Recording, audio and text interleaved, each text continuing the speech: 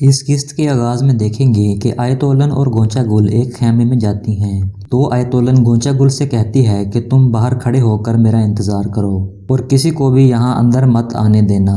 پھر وہ جار سے ایک بچھو کو نکالتی ہے اور اس بچھو کو ایک پلیٹ میں رکھتی ہے۔ دراصل وہ یہاں پر ایک زہر تیار کر رہی ہوتی ہے اور وہ دل میں کہتی ہے کہ سردار کورکوت تم اس بچھو کی طرح بے بس ہو۔ دوسری طرف توت کین اور سردار کورکوت دورو خاتون کی قبر پر موجود ہوتے ہیں۔ توت کین والدہ کی قبر کو دیکھتے ہوئے کہتا ہے کہ تمہاری بہو کو خیمے میں لانے کا وقت ہو گیا ہے والدہ۔ اگر اللہ نے چاہا تو وہ میرا اور اس قبیلے کا خیال رکھے گی جیسا آپ خیال رکھتی تھیں۔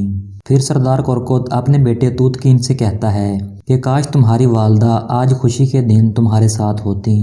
دوسری طرف آیتولن زہر تیار کرنے میں مصروف ہوتی ہے۔ بچھو کو جلانے کے بعد وہ اس کے اندر سے زہر نکال لیتی ہے جنہیں وہ ایک شیشی میں محفوظ کر رہی ہوتی ہے۔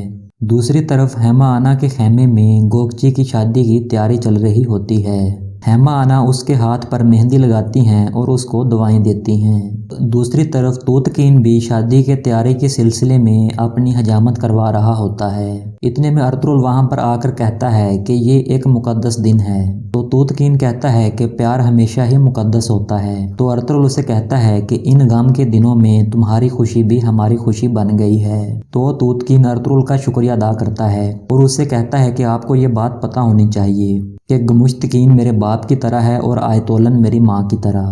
ان کے بارے میں آپ کا ہر ایک برا لفظ ہمارے قبیلے کو جلا کر رکھ دیتا ہے، لیکن اس بار آپ صرف ہمارے خیمے کو ہی نہیں جلا رہے بلکہ ہیما آنا کے خیمے کو بھی جلا رہے ہو۔ اور جب تک گندودو بھائی تکلیف میں ہیں یہاں کسی کو بھی سکون نہیں مل سکتا۔ رات کو گوکچی اور توت کین کی شادی کی تقریب ہوتی ہے تو درویش اسحاق ان کا نکاح پڑھاتے ہیں۔ نکاح کے بعد وہ دعا کرواتا ہے، اس کے بعد درویش ان کو شادی کی مبارکباد دیتا ہے اور پھر اس کے بعد سب لوگ باری باری توت کین اور گوکچی کو شادی کی مبارکباد دیتے ہیں۔ اس کے بعد توت کین اور گوکچی اپنے خیمے کی طرف چلنے لگتے ہیں تو توت کین کے سپاہی ان کے آگے پیچھے رقص کر رہے ہوتے ہیں۔ اسی دوران آیتولن اور گونچا گل وہاں سے نکل جاتی ہیں اور سردار کورکوت کے خیمے میں پہنچتی ہیں۔ آیتولن زہر کی شیشی نکالتی ہے اور سارا زہر وہاں پر پڑے پانی والے جگ میں ڈال دیتی ہے۔ پھر وہ خالی شیشی گونچا گل کو دیتی ہے اور اسے کہتی ہے کہ تم جانتی ہو کہ اس کا کیا کرنا ہے؟ تو وہ کہتی ہے کہ پھوپھو جان آپ فکر نہ کریں، میں اچھی طرح جانتی ہوں۔ شادی کی تقریب ختم ہونے کے بعد سردار کورکوت اپنے خیمے میں آتا ہے تو آیتولن اس کے پاس بیٹھتی ہے اور اسے کہتی ہے کہ خدا کا شکر ہے کہ ہمیں اپنے بیٹے کی شادی دیکھنا نصیب ہوئی۔ اتنے میں بانو چیچک خیمے کے اندر داخل ہوتی ہے اور ان سے کہتی ہے کہ میں نے شادی والا مخصوص شربت تیار کیا ہے، اگر آپ اجازت دیں تو میں لے آؤں؟ تو سردار کورکوت کہتا ہے کہ بیٹی لے آؤ۔ بانو چیچک ان دونوں کو شربت ڈال کے ان کے سامنے رکھ دیتی ہے۔ پھر آیتولن اسے کہتی ہے کہ ٹھیک ہے اب تم باہر انتظار کرو۔ بانو باہر چلی جاتی ہے اور سردار کورکوت شربت پینا شروع کر دیتا ہے اور پورا پیالہ پی جاتا ہے، جبکہ آیتولن بھی شربت کا پیالہ اٹھاتی ہے اور اس میں سے ایک گھونٹ بھرتی ہے۔ شربت پینے کے بعد سردار کورکوت آیتولن خاتون سے کہتا ہے کہ وہ ہار جو میری ماں نے ہیما کو دیا تھا اور ہیما نے وہ ہار سلجان کو دیا تھا، وہ ہار میرے خیمے میں کیا کر رہا ہے؟ تو آیتولن پوچھتی ہے کہ سلجان نے آپ کو کس طرح کے جھوٹ بتائے ہیں؟ تو سردار کورکوت کہتا ہے کہ اس نے بتایا ہے کہ دورو خاتون کی موت فطری نہیں تھی اور اس کو تم نے زہر دیا تھا۔ سردار کورکوت غصے میں آ جاتا ہے اور اس سے پوچھتا ہے مجھے بتاؤ کیا یہ سچ ہے؟ اور سردار کورکوت غصے سے آیتولن کا گریبان پکڑ لیتا ہے اور اس سے کہتا ہے کہ مجھے جواب دو۔ اسی دوران سردار کورکوت کی طبیعت بگڑ جاتی ہے اور وہ آیتولن سے پوچھتا ہے کہ تم نے اس شربت میں کیا ملایا ہے؟ تو آیتولن خاتون کہتی ہے کہ یہ اس سے زیادہ ہے جو میں نے دورو خاتون کو دیا تھا۔ سردار کورکوت گر جاتا ہے اور اس کے منہ سے جھاگ نکلنے لگتی ہے اور سردار کورکوت اس سے پوچھتا ہے کہ تم نے ایسا کیوں کیا؟ وہ کہتی ہے کہ میں اپنے بھائی کو سردار اعلیٰ بنانا چاہتی ہوں کیونکہ تم جیسا بزدل انسان اس قابل نہیں ہے۔ آیتولن بانو چیچک کو آواز دیتی ہے تو بانو چیچک فوراً اندر آتی ہے اور سردار کورکوت کو سنبھالتی ہے۔ اسی دوران آیتولن بانو چیچک پر حملہ کرنے لگتی ہے لیکن بانو چیچک فوراً سنبھل جاتی ہے تو آیتولن شور مچا دیتی ہے کہ قاتل تم نے میرے شوہر کو زہر دے کر مار ڈالا ہے۔ تو بانو کہتی ہے کہ ڈائن پتہ نہیں تم نے سردار کے ساتھ کیا کیا ہے، میں ابھی ارتک بے کو بلانے جا رہی ہوں۔ تو آیتولن کہتی ہے کہ یہاں سے صرف تمہاری لاش ہی جا سکتی ہے۔ आयतोलन फिर से एक बार उस पर हमला कर देती है, लेकिन बानो चिचिक उसे काबू करके बिस्तर पर गिरा देती है। फिर आयतोलन सिपाहियों को बुलाती है तो 2 सिपाही अंदर आ जाते हैं और वो सिपाहियों से कहती है कि ये कातिल है, इसने हमें जहर दे दिया है, इसको मार दो। सिपाही बानो चिचिक के सर में तलवार की दस्ती मारता है, जिससे वो बेहोश होकर गिर जाती है। उसके बाद वो सरदार कोरकुत की तरफ बढ़ता है। फिर वो दूसरे सिपाही को कहता है कि फौरन से जाओ और अर्तुक बे को बुला कर लाओ। दूसरी तरफ तूतकीन और गोकची अपने खेमे में मौजूद होते हैं। दूसरी तरफ अर्तुक बे और दरवेश सरदार कोरकुत के खेमे में पहुंच जाते हैं। अर्तुक बे दरवेश को फौरन से दवाई वाला थैला लाने को भेजता है। इतने में हेमा आना और बाकी लोग भी वहां पर पहुंच जाते हैं। तो मुश्तकीन पूछता है कि अर्तुक बे इनको क्या हुआ है। तो अर्तुक बे बताता है कि इनको जहर दिया गया है। तो मुश्तकीन पूछता है कि किसने किया है ये। तो सिपाही कहता है कि बानो चिचिक ने, क्योंकि बेहोश होने से पहले इन्होंने बानो चिचिक का नाम लिया था।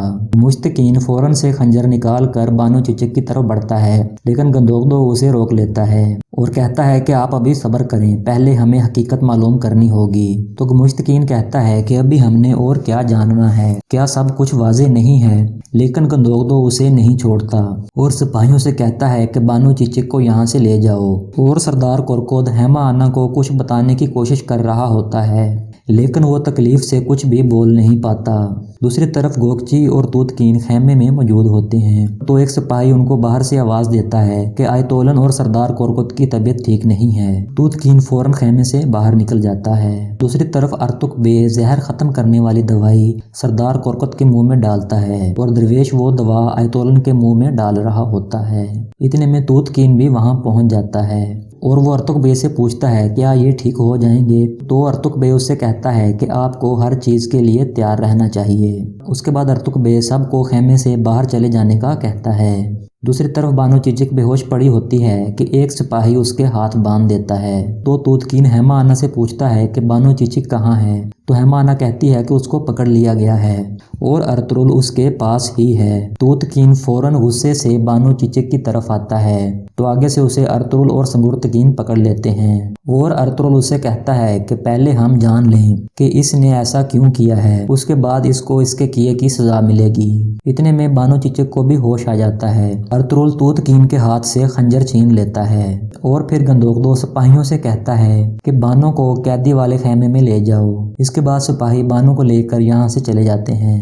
जब वो बानो चिचिक को कैदी वाले खेमे में लेके जा रहे होते हैं तो सामने से दुआन, बमसी और तुर्गत आ जाते हैं। तो बानो चिचिक दुआन से कहती है कि मैंने ऐसा कुछ नहीं किया, मुझे फंसाया जा रहा है। तो एक सिपाही कहता है कि ये अभी भी खुद को मासूम कह रही है, इसने हमारे सामने हमारे सरदार और उसकी बीवी को जहर दे दिया है। दुआन उसे छुड़वाने के लिए आगे बढ़ता है, लेकिन तुर्गत उसे पकड़ लेता है। उसके बाद दुआन फौरन से एक तरफ भाग जाता है। तो हेमा आना कहती हैं कि इस लड़की ने ऐसा क्यों किया है।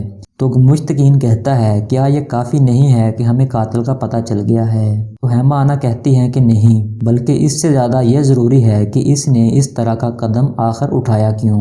वो दुरू खातून को अपनी माँ की तरह समझती थी और सरदार कोरकुत को भी इसी तरह चाहती थी, फिर वो ऐसा क्यों करेगी। तो अर्तुल कहता है कि वालदा ठीक कह रही है, हमें ये जानना होगा कि इसमें किसका फ़ायदा है। तो फिर मुश्तकीन कहता है कि तुम ठीक कह रहे हो, क्या पता इसको किसी ने इस्तेमाल किया हो। और फिर गंदोगदो कहता है कि मैं बानो चिचिक के खेमे में जा रहा हूँ, देखते हैं कि वहाँ से क्या मिलता है। दूसरी तरफ दुआन सलजान के खेमे में दाखिल होता है और उससे कहता है कि तुमने क्या किया है बानो चिचिक के साथ, किस तरह का जहर भरा है तुमने बानो चिचिक में। तो सलजान कहती है कि दुहान भाई आप ऐसा क्यों कह रहे हो। तो वो कहता है कि लोग कह रहे हैं कि बानो ने सरदार कोरकुत और आयतोलन को जहर दे दिया है और तुम कैसे उसकी ज़िंदगी बर्बाद कर सकती हो। दूसरी तरफ गंदोगदो और दुमरुल अलप बानो चिचिक के खेमे की तलाशी ले रहे होते हैं। तो इसी दौरान दुमरुल को एक खाली शीशी मिल जाती है और वो गंदोगदो को बताता है और यहाँ पर इस किस्त का इख्तिताम हो जाता है।